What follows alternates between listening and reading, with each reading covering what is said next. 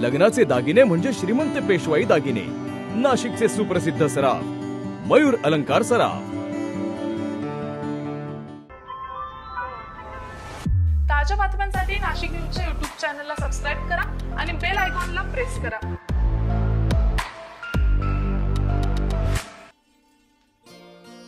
नीलवसंत medical foundation and research centre या सामाजिक संस्थेच्या वतीनं दरवर्षी पुरस्कार सोहळा आयोजित केला जातो। संस्थेचे संस्थापक विश्वास आणि नाशिक जिल्ह्याचे समाजभिमुख बहुआयामी व्यक्तिमत्व कैलासवासी डॉक्टर वसंतराव पवार यांच्या स्मृतिदिनानिमित्त संस्थेतर्फे डॉक्टर वसंतराव पवार स्मृती पुरस्कार सन 2012 पासून दरवर्षी दिला जातो। या पुरस्कारांना शैक्षणिक, वैद्यकीय, सामाजिक पैकी एका क्षेत्रात उल्लेखनीय कामगिरी करणाऱ्या व्यक्तींना सन्मानित केलं जातं। कैलासवासी आमदार वसंतराव पवार स्मृती पुरस्कार 2024 मधील वैद्यकीय क्षेत्रातील पुरस्कार नाशिकचे सुपुत्र डॉक्टर भरत केळकर यांना जाहीर झालेला आहे।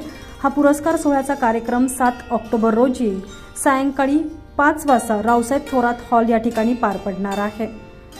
पुरस्कार समितीच्या अध्यक्षा निलिमा पवार यांच्या हस्ते हा पुरस्कार सोहळा संपन्न होणार आहे। पुरस्काराचे स्वरूप हे मानपत्र, सन्मानचिन्ह आणि 1 लाख रुपयाचा धनादेश असणार आहे। दरम्यान या सर्व संदर्भात निलिमा पवार यांनी नाशिक न्यूजशी बोलताना अधिकची माहिती दिलेली आहे।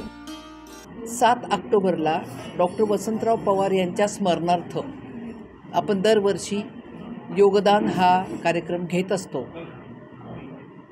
हे 13वे वर्ष आहे आणि एका वर्षी आपण शैक्षणिक, एका वर्षी सामाजिक, एका वर्षी आपण वैद्यकीय पुरस्कार देत असतो।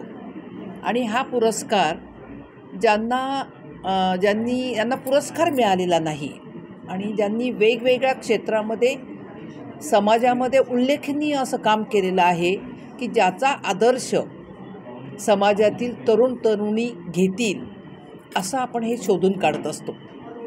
आमची कमिटी आहे, जी कमिटी अर्ज मागवत नाही, आमच्याकडे अर्ज कुणाचेच येत नाही, आम्ही शोधून काढतो आणि मग त्याच्यामध्ये 3 नावं फायनल केल्यानंतर कमिटी मेंबर स्वतः त्यांच्याकडे जाऊन येतात, 1, 2, 3 नंबर काढले जातात आणि मग त्याच्यानंतर नाव आपण प्रसिद्ध करतो।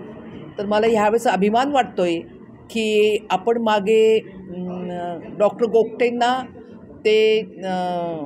त्यांना असाच आपण हा पुरस्कार दिलेला आहे आणि त्यानंतर आज आपण डॉक्टर भरत केळकर जे अस्थिरोगतज्ञ आहेत, नाशिकमध्ये खूप चांगली प्रॅक्टिस करता आहेत आणि आपल्याला माहीत नाही, आपल्याजवळ असूनसुद्धा वारीमध्ये काम करतात, कोरोनामध्ये प्रशिक्षण त्यांनी दिलेलं आहे। ही तर छोटी कामं आहेत, पण आपल्या भारताच्या सीमा ओलांडून सिरियासारख्या देशामध्ये, जिथे इस्रायलसारख्या देशामध्ये की जिथे युद्ध सातत्यानं चालू असतं, तिथं बॉर्डरलेस फाउंडेशनच्या मदतीनं ते स्वतः तिथं 2-2 महिने जाऊन त्यांनी ऑपरेशन्स केलेले आहेत।